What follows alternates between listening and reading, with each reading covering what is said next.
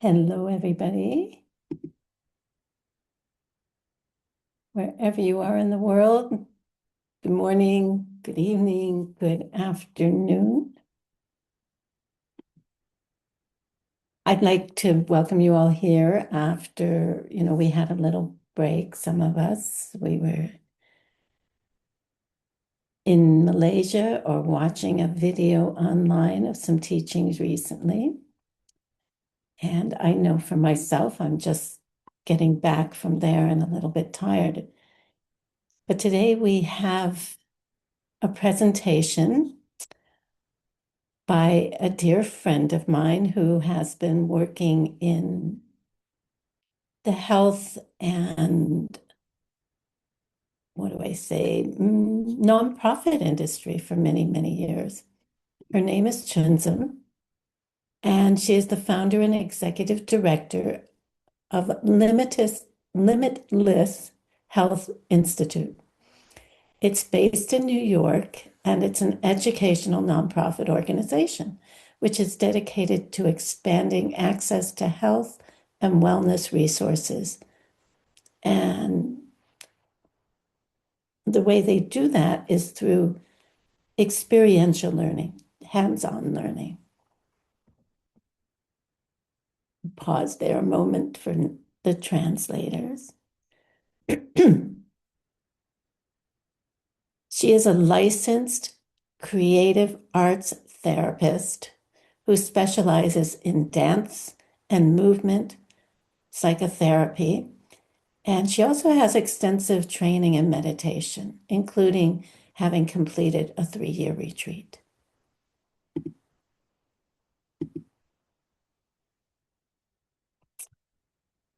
She designs and oversees Limitless Health Institute's educational programs. These programs enhance, strengthen individual health, and they also advocate for family happiness, promote youth well-being, prioritize elder wellness, and support community success. Through creative, experiential approaches, her work empowers people of all ages to make informed decisions, to take meaningful action toward health and happiness, and achieve and sustain wellness.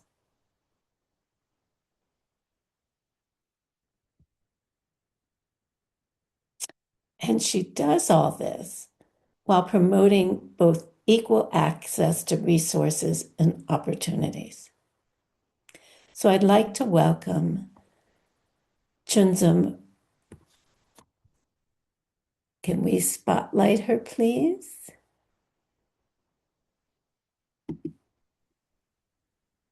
Hi, I'm on somebody else's link. There you are. I'm on somebody else's link. Yes, you're on Leah Diamond's link somehow. Is that okay? It's okay. I don't know if that blocks her from being. No, I see you. Hi, We I'm see you. here. Hello. I think you can Welcome to rename Blue Sky it. Friends. And Can, thank you for coming to Unless you want to share. change your name for a minute, Leah. Okay. oh, I think you can on your end, Lemon Chisholm. I think you would have to do it. I don't know. Okay, anyway, it'll be okay. That's the only link I had to get in. There, Oh, super. it's changed. Oh, thank you. I So don't welcome, mind. Chunzum. Thank you Hi. for coming to share with us your years and years of your what you've been doing. I've known you for many, many years, and I've always known you as someone who is a dancer and working in community with that energy to bring people together and to bring out the best in them, both physically and mentally. So thank you for joining us today and sharing your wisdom. Yeah, thank you for having me. It's a lovely organization and everything that you all have been doing with the Blue Sky. Um, it's nice to be here to share some ideas and maybe they can help us. We can see. Mainly, this is a class on self-care exchange. And we all move through life together, and we share journeys of life. So a self-care exchange class would explore how caring for ourselves and helping others builds community, connection, and as we move through our shared journeys in life, uh, such as aging, illness, and dying, it's it's something we all go through. And in this class, we're going to just present a few ideas that it can get us inspired, how we can take care of ourselves and take care of others at the same time. And there are these two ancient system meditation practice, treating yourself and others the same and exchanging self and others. And we can consider how we could bring those practices into everyday life. These contemplations are something that helps us to recognize that everyone wants happiness and everyone wants to avoid suffering, just as we do. And from this understanding, we practice treating ourselves and others equally. We want the same things. So offering to others what we also wish for ourselves, kindful care, support, accessible health resources, lasting friendships, happiness. These are things we can work together and achieve. Then there's this way, over the years that I have studied dance movement psychotherapy, there's this beautiful tradition in dance therapy which brings these ideas into action. And that's called kinesthetic empathy. Kinesthetic empathy is connecting through movement and bodily awareness of self and others. This can offer us another way of listening deeply beyond words and responding in the moment. Even when we are unsure what we can do to help somebody, we can begin by being present, noticing, and connecting. And when there are no words to be spoken, we can do this in movement. Kinesthetic empathy begins with awareness of ourselves. By becoming more aware of our own bodies, how we are feeling, how we respond during moments of stress, peace, illness, and when we're feeling really good, we respond in different ways, sometimes because of how we are feeling. So if we could strengthen our ability to understand what we are feeling, we can also, and maybe, understand more what somebody else is feeling and experiencing. And then we can expand our capacity to care for ourselves and respond to others with greater understanding when they're facing any physical, mental, or emotional challenges. So the foundation of Self-Care Exchange is myself and all other living beings are exactly the same in wanting happiness and in not wanting unhappiness. So we share something very simple, and that simple want of happiness and to avoid any unhappiness is always in the mix of our life aspirations and challenges. We experience physical, mental, emotional struggles at some point in life. We all do, perhaps every week, every month, and if we're fortunate, only occasionally, once a year or something. But we all have some struggles at some point in the day in our lives.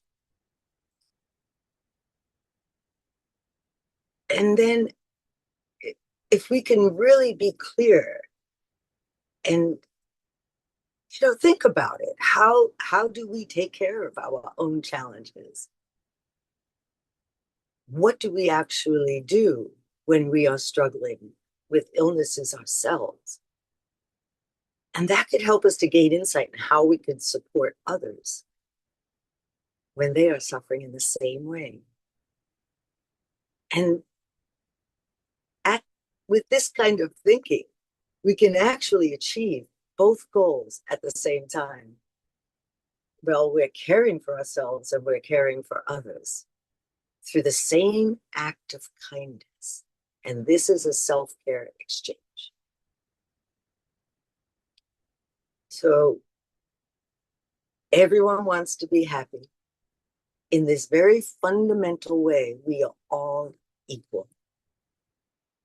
Every person shares the same wish to experience well-being and to be free from suffering and pain and discomfort.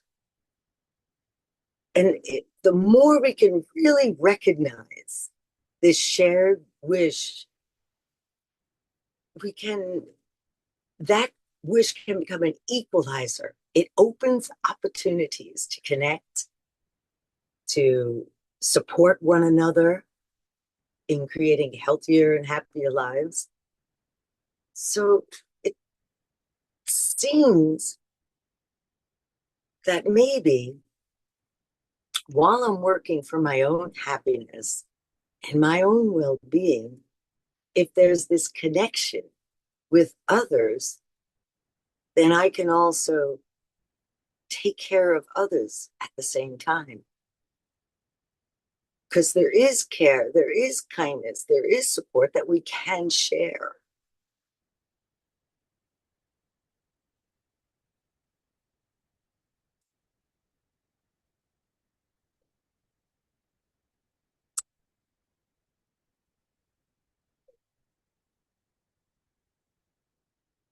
Just to expand our awareness at any moment of the day beyond ourselves.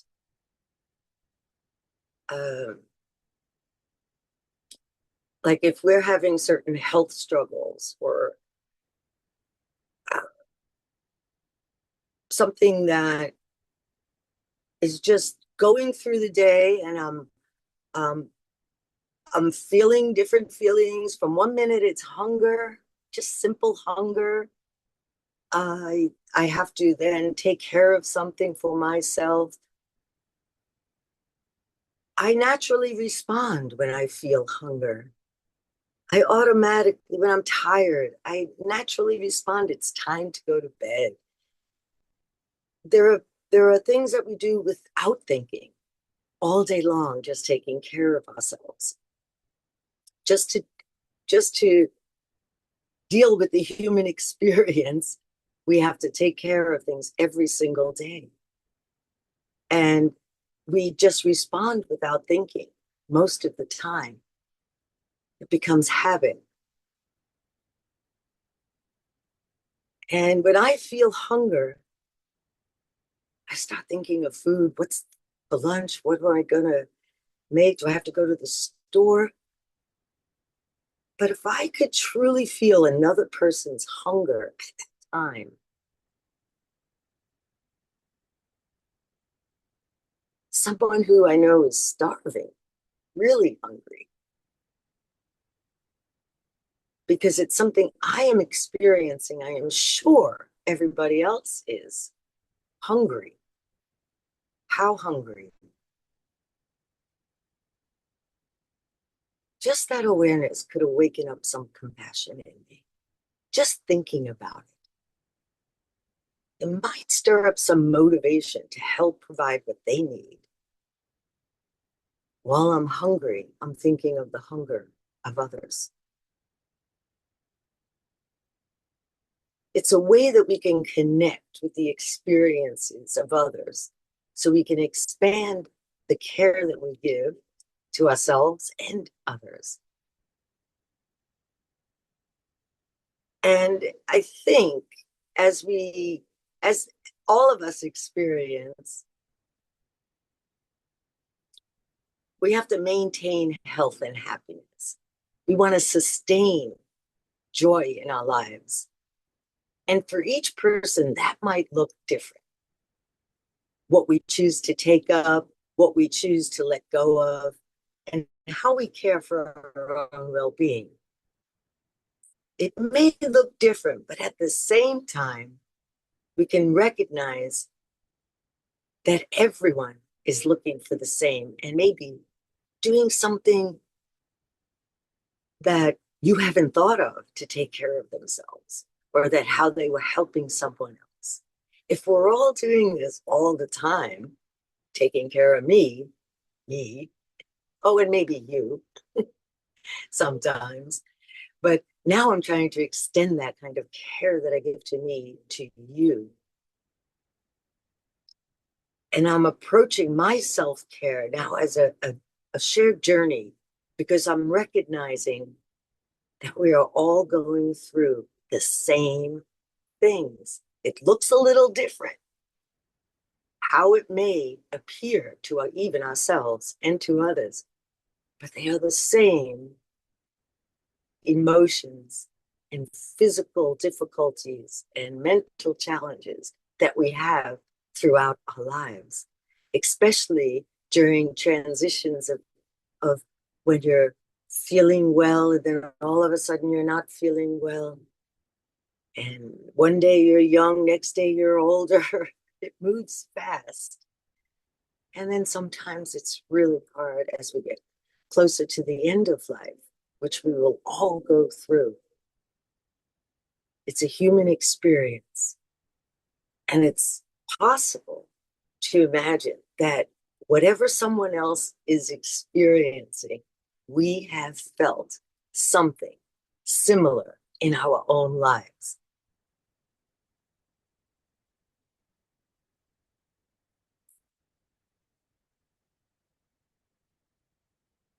Sometimes it seems a little different.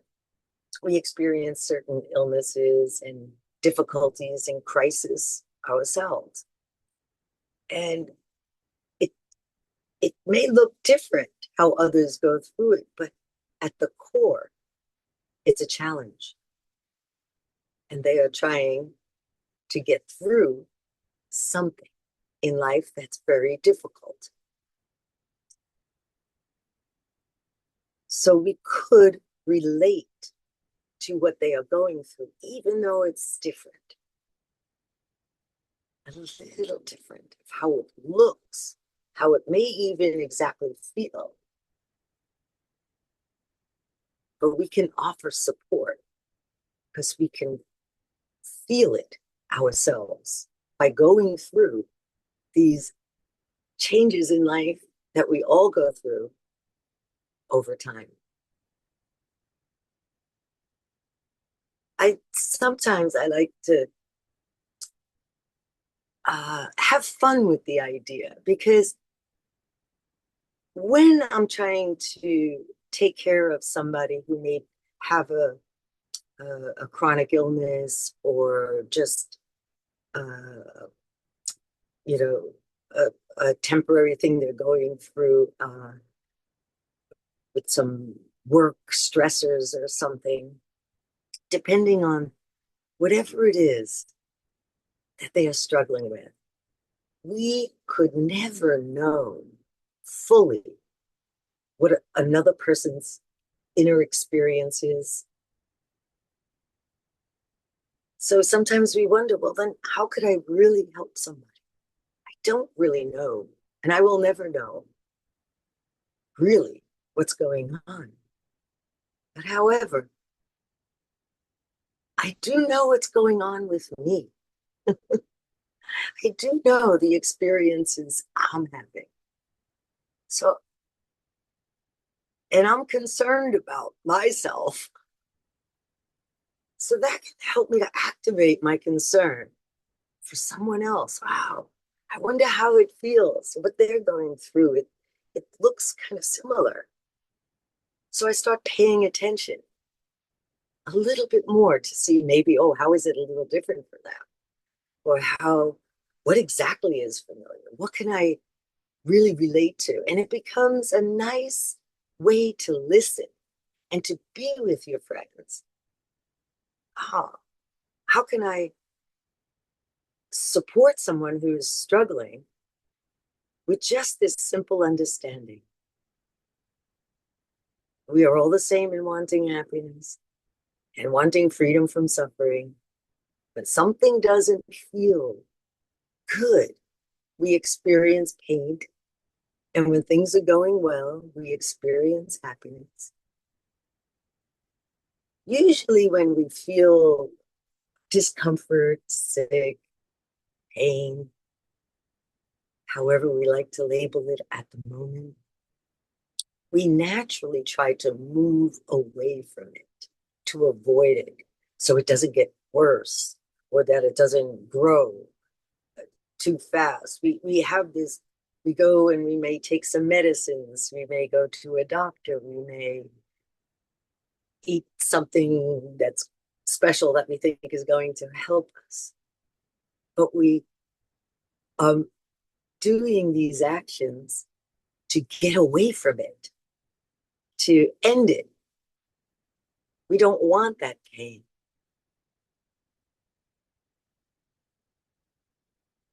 Then, when we experience happiness, we naturally want to continue it. We want to sustain it. What can I do to keep the party going? How can I, with my friends, stay, comfortable for the next hour? I want them to stay longer. We instinctively avoid this suffering and seek well-being. Sometimes we do better, and sometimes we don't. We don't always, we're not able to always end the pain as we had hoped to do, as quickly as possible. But we still keep trying. Even when we're caring for someone who is sick, struggling, or especially approaching like the end of life, we automatically draw from our own experiences, and we may not notice so much, but we do remember moments of pain and fear and uncertainty. We remember comfort and joy. And our memory of these experiences, our habits of how we respond to these experiences, can become a bridge that helps us actually connect with what another person may be feeling. There's no suffering or joy that is completely separate, from our human experience. It's the challenges and happiness we experience ourselves are part of the same experiences that other humans go through. It seems simple. It seems, oh, this is what's so great about why is this such a powerful and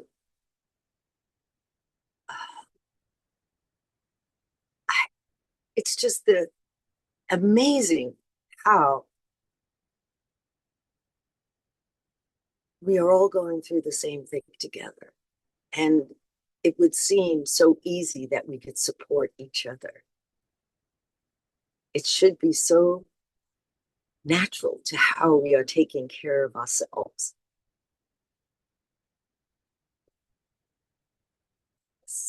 So there are certain ways that we can practice and learn more about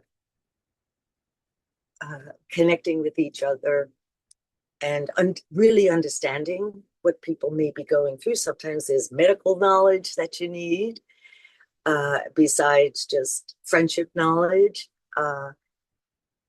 There's all sorts of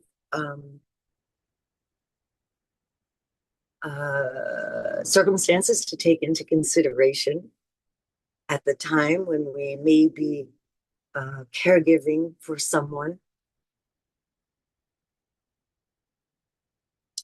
But when we are present and doing whatever we can to support someone going through a challenging life moment, we can use different ways to connect. And by understanding, we all want happiness. We all want to avoid unhappiness. That knowledge then can be used in motion. So, how can I connect more deeply with the needs of others? Are they happy enough? Have they managed to stay away from the challenges that they'd like to avoid? And if I am present with them and trying to help them in whatever they need, they may not tell me what they need. I don't really know, but I can sit there with and use some kinesthetic empathy to connect more deeply. It offers another way to relate to people, especially when words are not enough. Often people cannot express what they're really feeling. And we kind of have a wish inside. I don't know how to, it's like we have a wish to take care of our family, to help the children, to help our elders, to support our friends. We see children, we want to take care of them. We see elders, there's something we can do for support. It's an inner motivation that moves us to walk out the door in the morning and to go and do something for someone else or for yourself.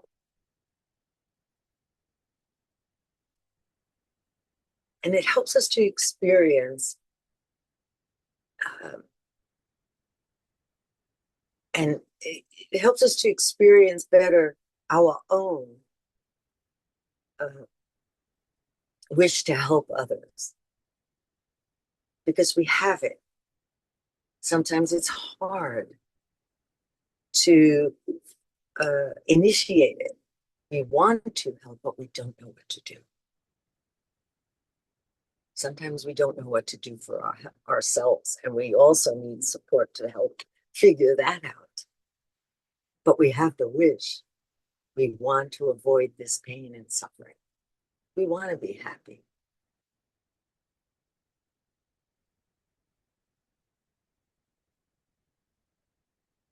If I can care for myself, then I can care for others. But maybe I can't care for myself so well. Then I worry that I can't help others.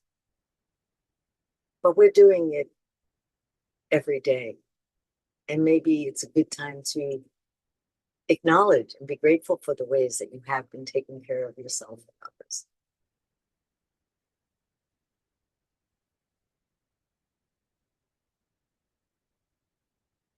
I think sometimes it seems easier on some level to connect with someone who has maybe seems like the exact similar experience. And that could be helpful because it seems like, oh, I understand you. But even then we get it wrong. And that's okay.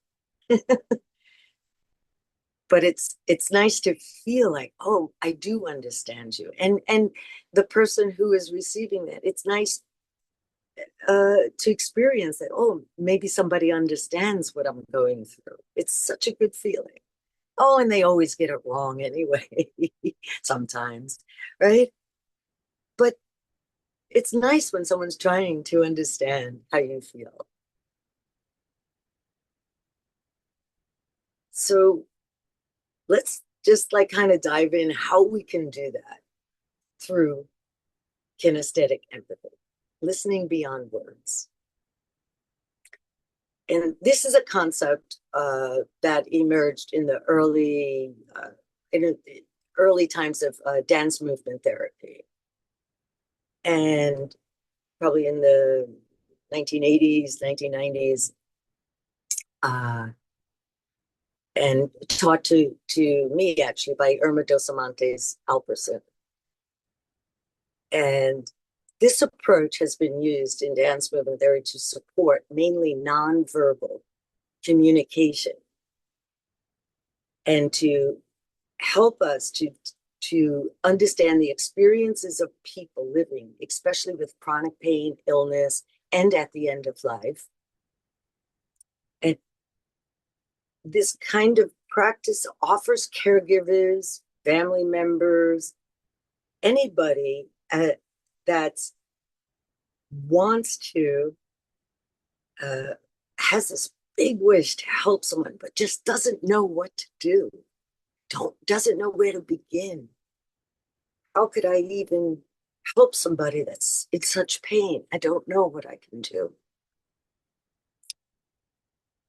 So while this idea of kinesthetic empathy requires extensive training, and there's many different fields of study that one has to do to be efficient and to do it effectively.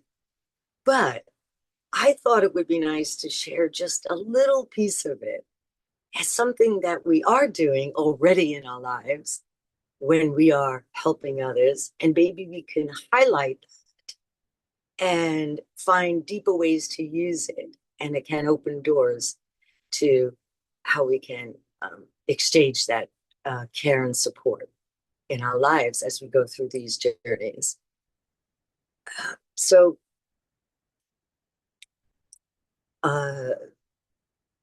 there's a certain how do we say it's from an embodied perspective, okay? And we're going with an experience at a kinesthetic level, right?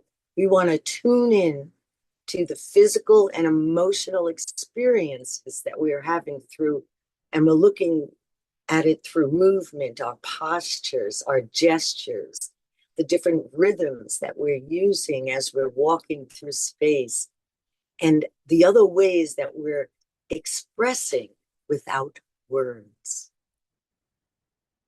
And this is going on all day long, that we are expressing something as we're walking down the street, as we're sitting in a chair, as we go to eat with our friends, as we're in a meeting. We are also expressing how we feel in our physical bodies at that moment while we're speaking. So let's just, as we breathe, as we move, as we shift body positions, we are perceiving our bodies in space. We have these kinesthetic experiences And we have an image of ourselves moving through space. We see ourselves moving and interacting with others.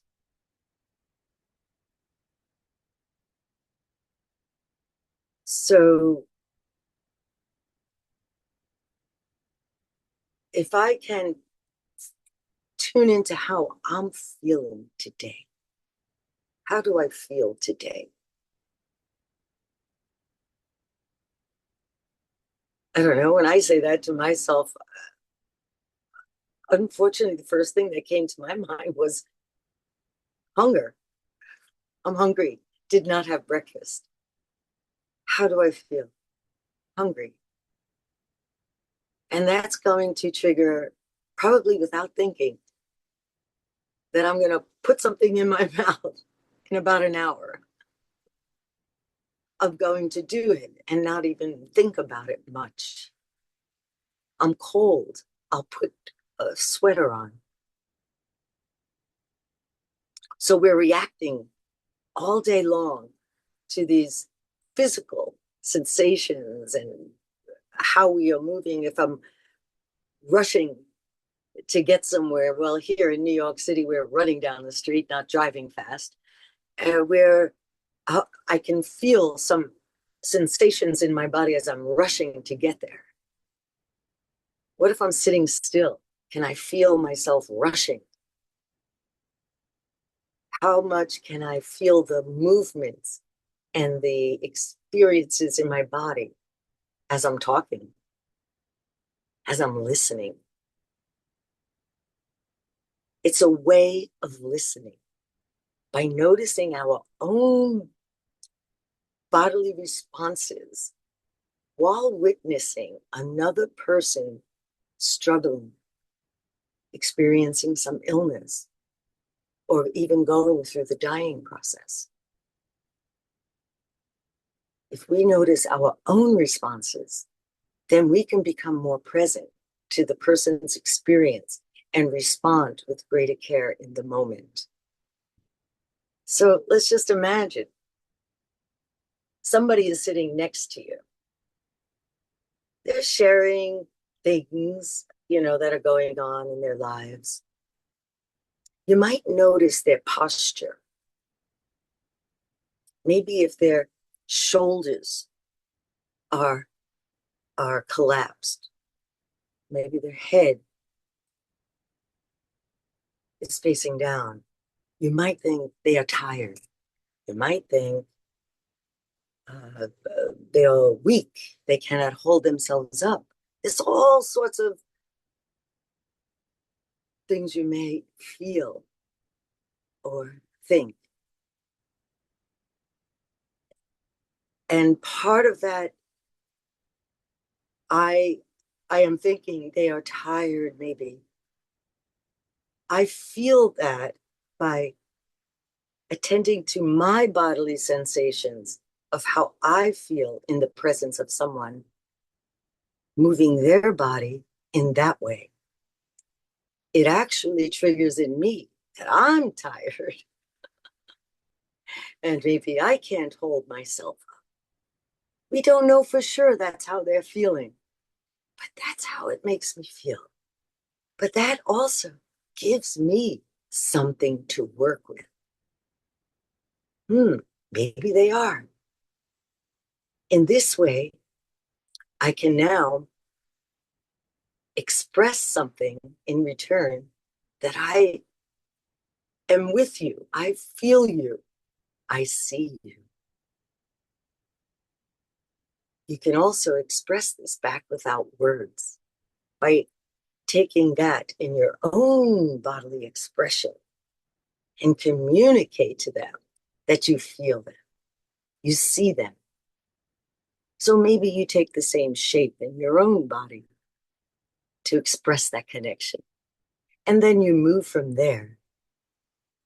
And those experiences are now communicated through movement and your own bodily awareness of your emotional and mental processes So what's really nice is that oftentimes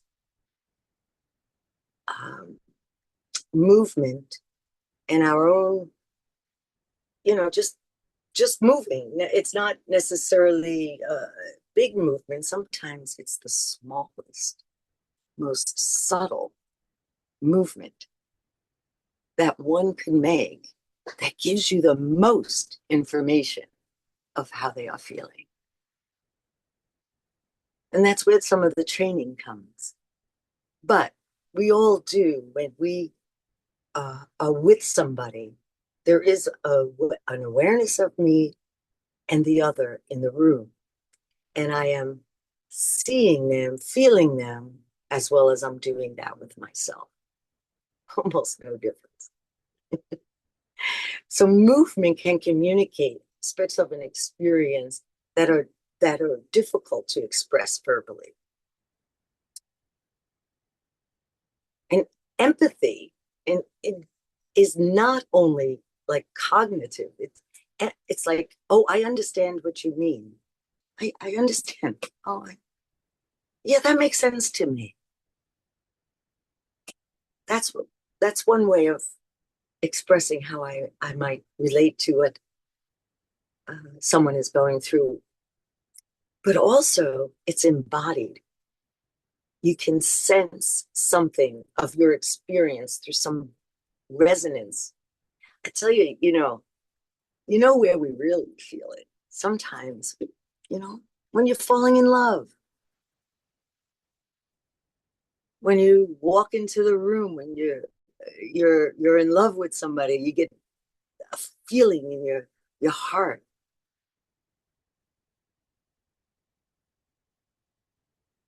Just think of the different ways that you have expressed those emotions that you feel in your inner body. Sometimes before you do a performance, people say, oh, I got butterflies. It's an expression in my stomach because it's all this fluttering energy. We have these all day long, but we don't always feel it. It's going on all day long. So there is a huge resource of subtle inner body movements that are going on that can help us connect with others because they are going through the same.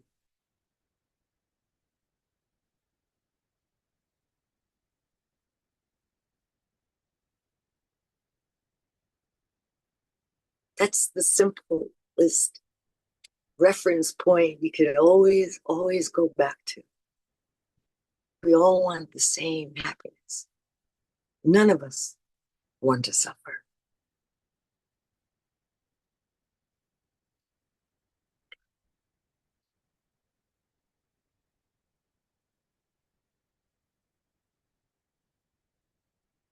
Anyway,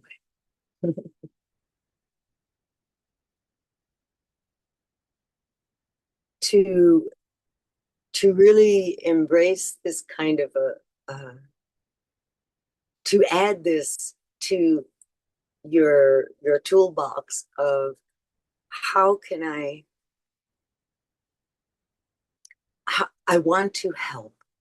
I really want to help others find some happiness and some relief from their suffering. And especially, I want to help when people are going through some of the most challenging times of their life, especially my loved ones and my friends and people in my community that I see every day. And then also those who I don't see and I hear about their struggles. I want to help. We all have this wish, especially to help ourselves, our family, our loved ones. And that desire to want to help needs to be activated. And sometimes we just can't. We have the wish, we want to do it. And then we have a lot of excuses why we can't. And some of them are really valid. And or I just don't know what to do.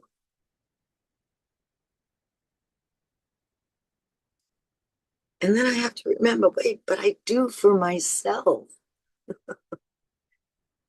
I manage to reach for the drink when I'm thirsty. Today, anyway.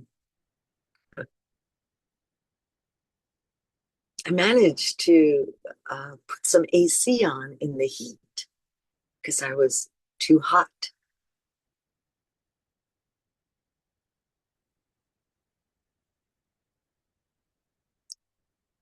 It's unconscious all day long, just dealing with all these bodily sensations. It's almost overwhelming and too much attention that has to be given to this physical body that I'm carrying around through this life.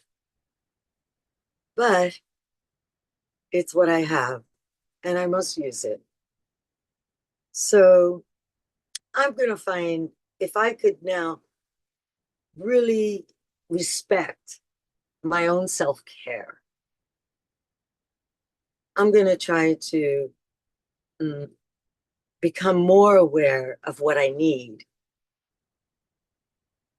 Um,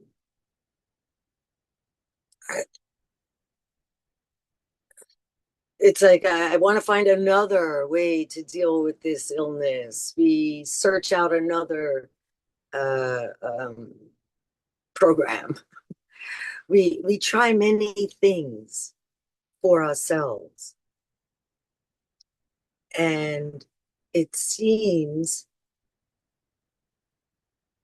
it's sometimes it seems confusing why it takes more energy to do that same thing for someone else, or it's going to take more time, or it's going to require me to do all this other stuff that I'm not normally doing, or something like that.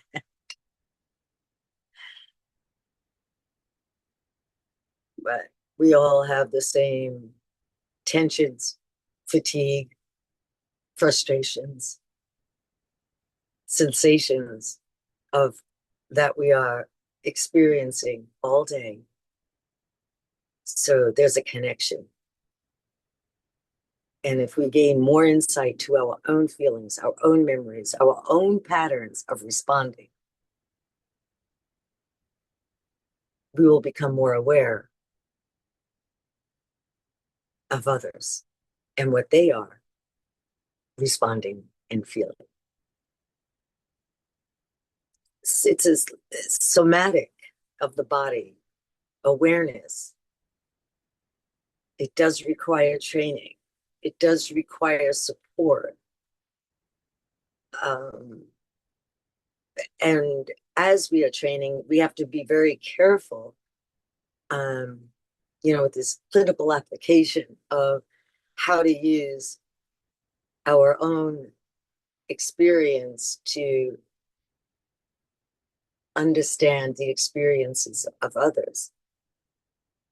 So it's it takes a lot of practice and knowledge, but I want to share it because we are doing it all the time. And if we could become a little bit more aware of how we are using this all the time, then we could get better at it.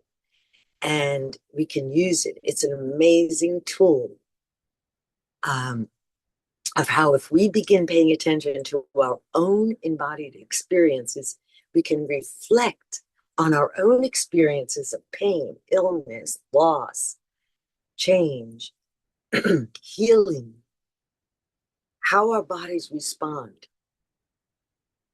and what helped us move through those experiences. What helps us?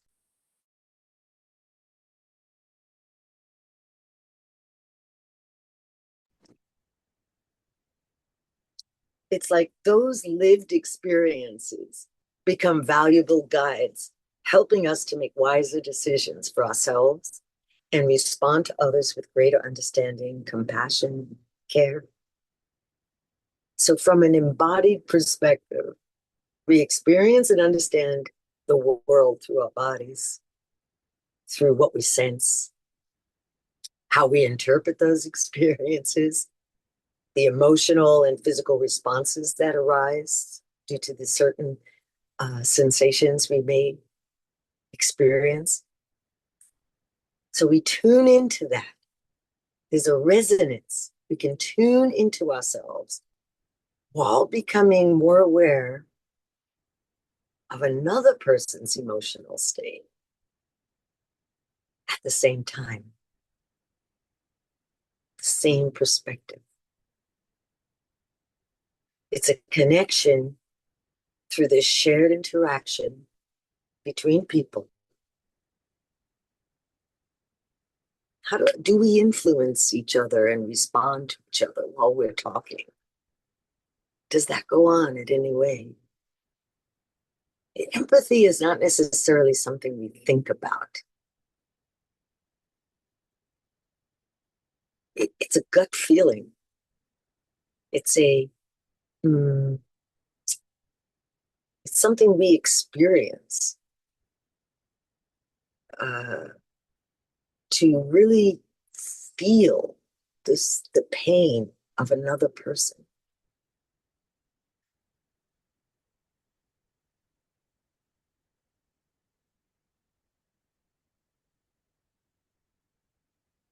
We feel it in our own self. And then we can connect. It develops through the interaction that you're having. And remember, it really could be subtle inner movements. Subtle. The way someone is breathing sometimes gives us information how they are feeling. The rhythm of their breath.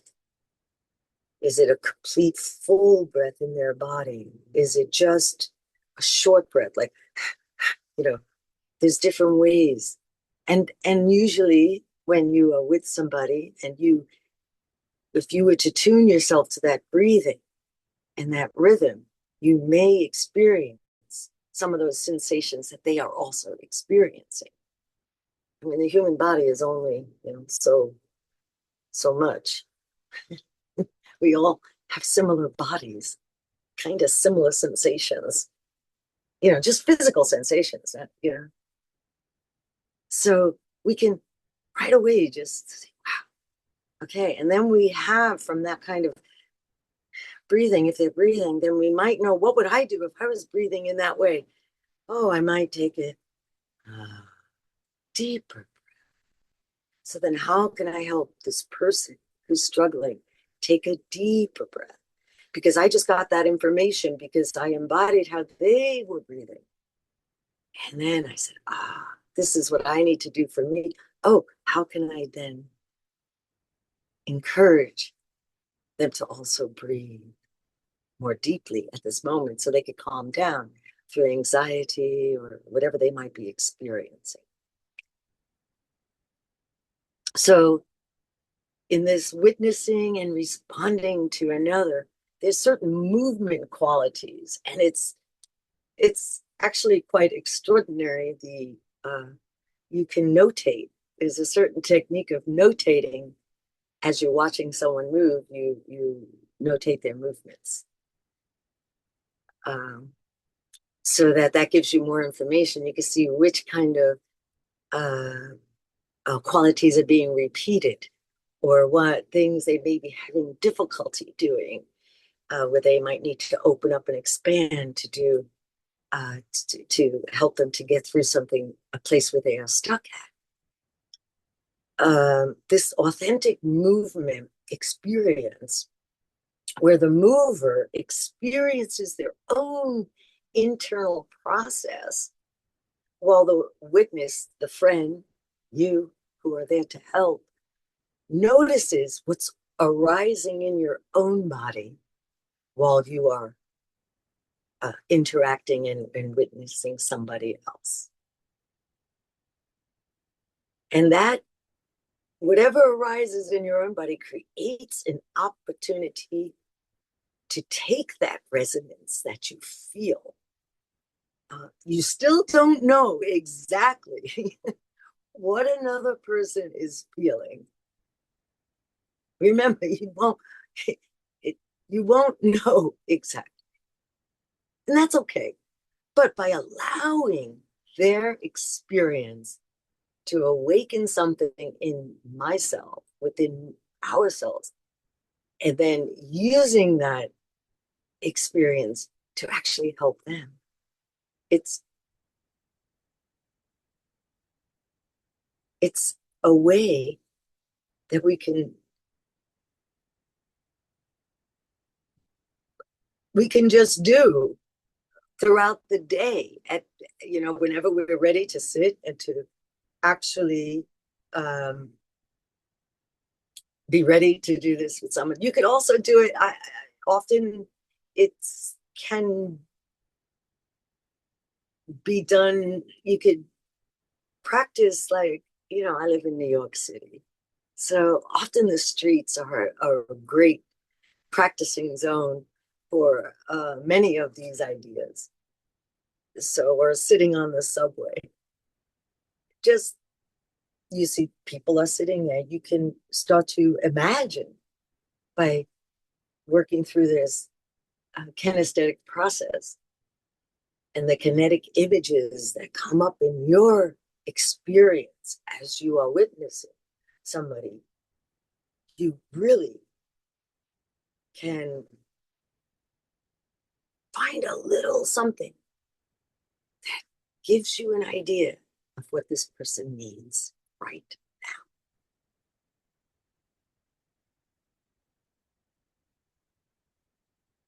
We cannot necessarily feel another person's discomfort. We may never fully know the level of pain they experience. However, we can understand that everyone has have moments, days of suffering,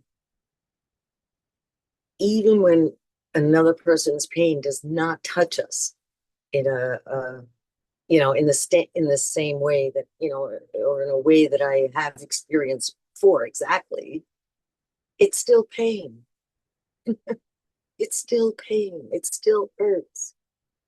It is being experienced by another human being. And yes, we can recognize that that same experience of suffering can happen to others as it happens to me. Or what is happening to them can happen to me. This is a bridge to understanding, to connection. We may never know what someone needs, but we can respond with awareness, kindness, and care, empathetic, understanding. It's a shared human moment. We can experience joys and difficulties, illness and health, aging, and all the changes, moving through the same human journey. This awareness helps us meet one another with a little more compassion, equality. If we can really, really, really, I mean, it's the greatest equalizer that our experience of joy and suffering are shared. We all have it. There's no one exempt.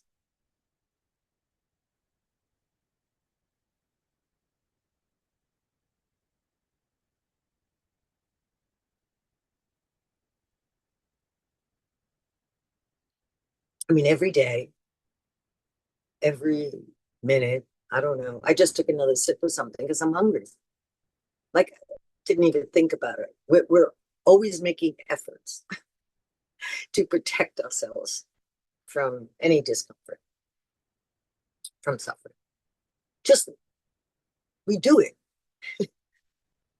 We don't even think about it.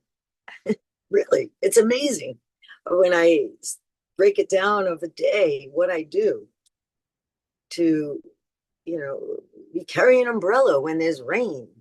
even the littlest of supplements. When we're hungry, we seek food. We're cold, we want warmth. We're making efforts all day long. Well, we naturally respond to our own needs. And sometimes we do better jobs than others. We all know that. Sometimes our self-care is not very good. But we are aware that it's not good because we felt something we didn't take care of. Something was missing. But you're aware of it. It's a little bit of care because you're on it. You'll do it soon, right? The plan. But we naturally respond to our own needs because we can feel them directly. And if we are meditating or contemplating on our physical sensations or any kind of breathing practices to whatever it is that we're using as a tool to become in tune to our own physical experience. There's no, whichever way it comes to you, that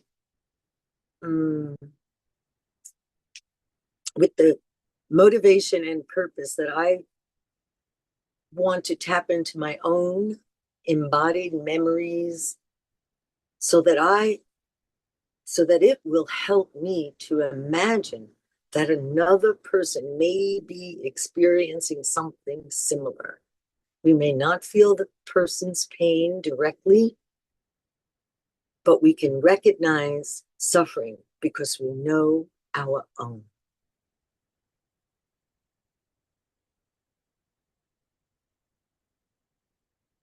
We may never truly feel another person's happiness or unhappiness exactly how they experience it. We cannot enter like another person's experience fully, but we can use our own experience as the bridge to understand, to imagine what they're going through. We have images. We see ourselves as struggling. We see others as struggling the same.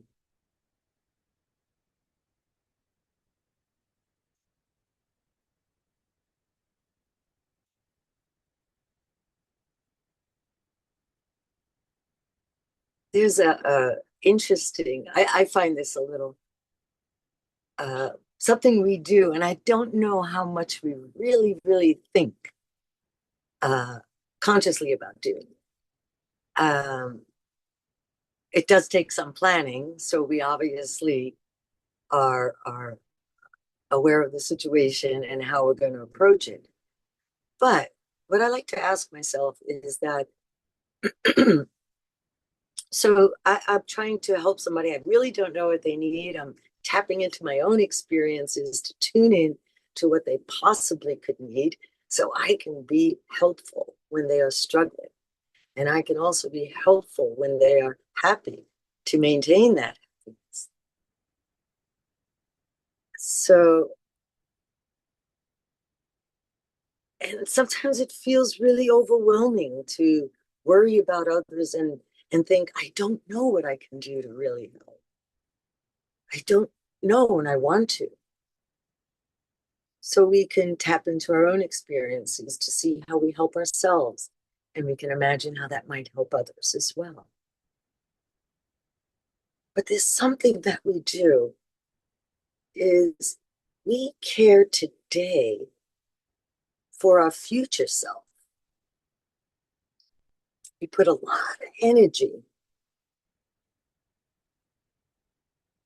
planning to protect ourselves from future difficulties. Maybe we save for our retirement. We get some kind of insurance.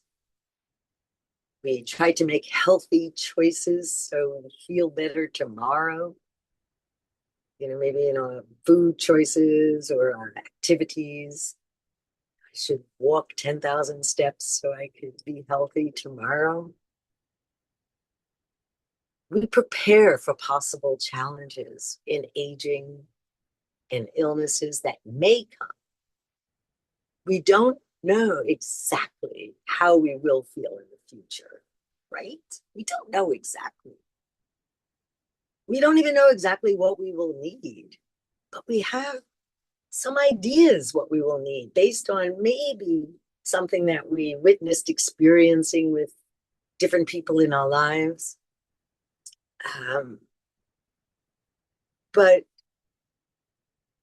it's that future self is also someone who I cannot fully experience right now. I don't know what she needs. I can only imagine based on somewhat how I feel today. Maybe there's some tensions I have today, and I know that if I don't uh, take something for the pain, or if I don't get a massage, I have my shoulders like this, and so I'm worried about the future because this is how I am now. So I want to not feel this tomorrow, so I take care of it today. And we do that with even like, oh, 20 years from now, I should have that house that I could be comfortable in, or whatever the goal is for the future self, but you do not know what they really need. You have no idea how they're going to feel. You may feel so surprisingly different than you imagined, but you still put forth this energy to take care of that future self. And this is good. It's not saying we shouldn't do so, but we are only imagining what that future person may need. And we make choices today to support them. So, in the same way, another person who is suffering is someone who is experiencing something we cannot fully feel. But let's put that same energy and time and consideration into what can we do for that person. We can only imagine what they need, and then we can decide what kind of care we can give. There's only one big difference. This energy that we use for our future self. There's this difference that future self may need the support someday. We don't know what, how, when, but the person that you're sitting next to needs it today.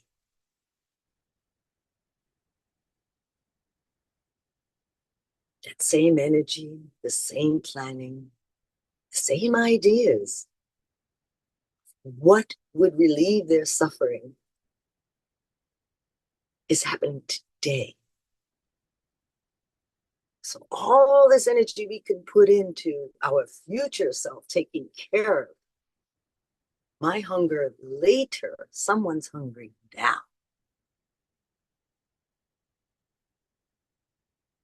I can do something now. We can use our energy today to relieve the suffering of others. And we have the ideas and the experiences that can guide us, even when we don't know what to do to help loved ones when they're suffering. We can create a habit of giving care. The more we practice caring, the more natural the responses become. And we by repeatedly creating the experience of helping others, helping ourselves, same action. We strengthen the image and the images we have and the understanding that we have of how we can, care for someone. That image of us seeing ourselves, offering care becomes a part of how we experience ourselves in the and the world around us, really.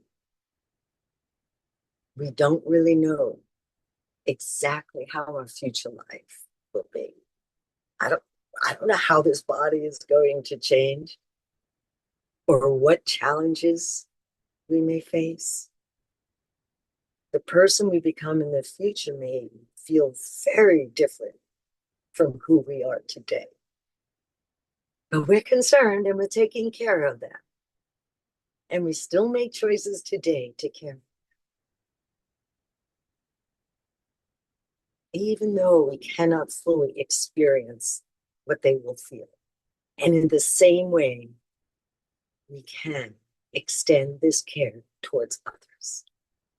We already have the ability to extend our concern beyond the present moment when we care for our future self. So we can do it. We are already doing it. We may not ever know what someone is feeling or what they may need, but we can imagine. We can come up with so many new ideas of how we can help someone based on our own experiences and offer that support with kindness and compassion. I know how it feels, I think, but I'm going to try.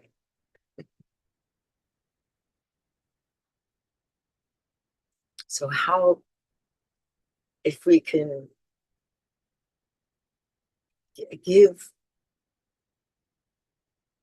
as we give to ourselves, to others, then there would be an endless supply of all that we could give to each other.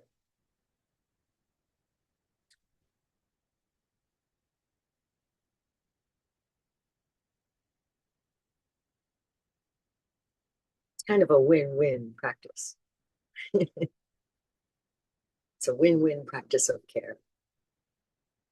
Self-care exchange. We are not moving through life alone. So by caring for ourselves and extending that care to others, we share this life journey together. And we can do it together.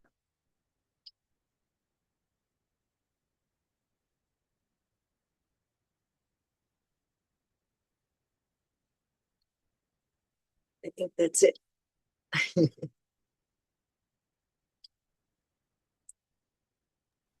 Thank you so much, Chunzom.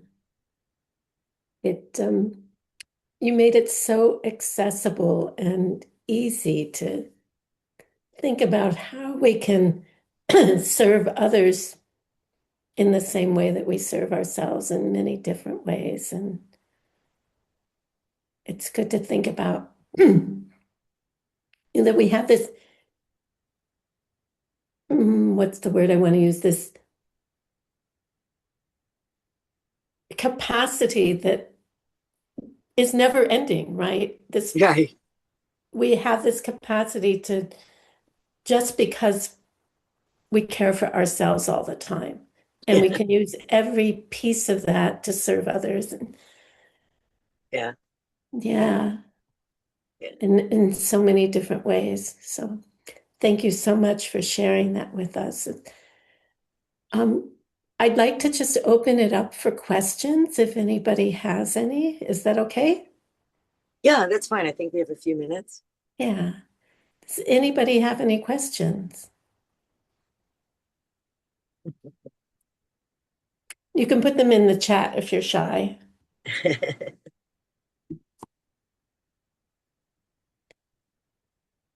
I feel like you made it so clear that maybe there are no questions, I you know? think questions really start coming um, when you practice it, Yeah. right? Right now, the questions I think maybe are more questioning ourselves. Can I do it? Can I care for others as much as I care for myself? And then there's certain ways that we can try. And then you have questions. Well, did I, it's funny. Sometimes in this practice with children, they are the most amazing and honest. And sometimes you really try to experience what they are experiencing and maybe move a little bit like them and stuff. And if you do it wrong, if you're not really in it and experiencing how you are, what's tapping into what's going on with yourself, they will just look at you and say, "Stop copying me." or like so they pick up that you're not sincere, and it's okay. It feels just it for their experience that they noticed you were copying them is such a nice feeling for them. You saw them, you heard them, and you met them. But they will notice if you maybe didn't have enough heart in it and you were, you know, just doing it. But that's what we do all day long. We kind of mess up a little. Don't be so hard. It's actually usually the ways that we mess up means you did something like right, but a little off because it was that it struck somebody so strongly. And that's okay. Now you have something just to talk about and work with them. So don't be afraid to share that, whatever you're feeling, and to interact. Even because that they need help and you're there for that reason.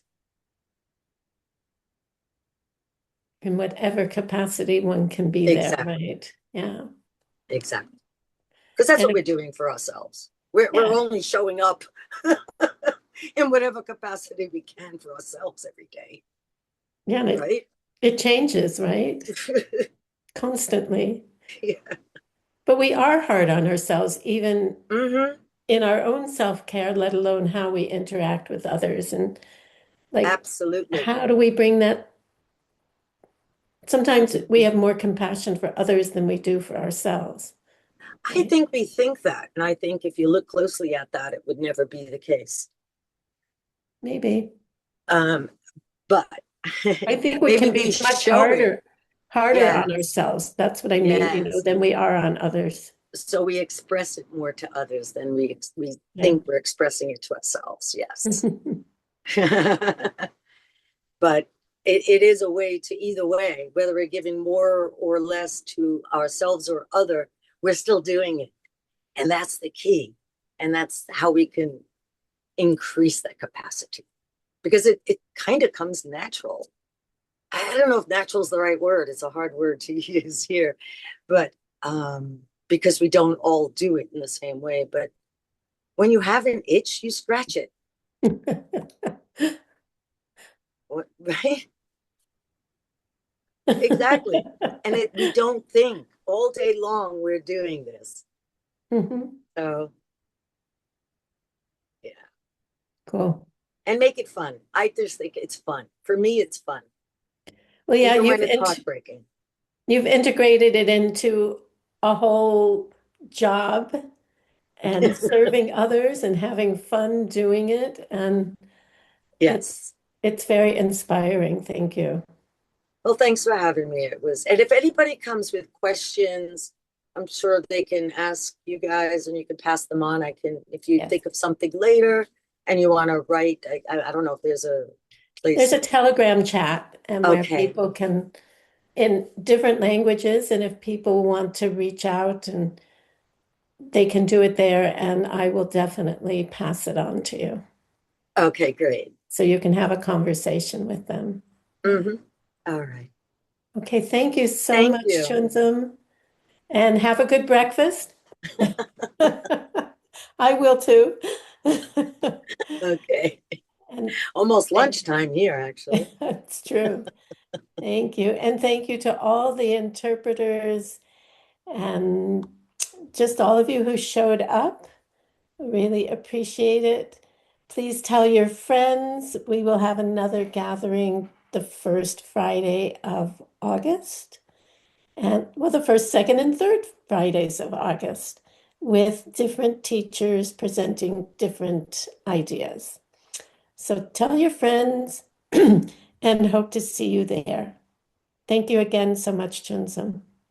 Thank you. And thank you for your all you're doing with Blue Sky. We hope to see it grow more and more. Yes. Okay. Thank you.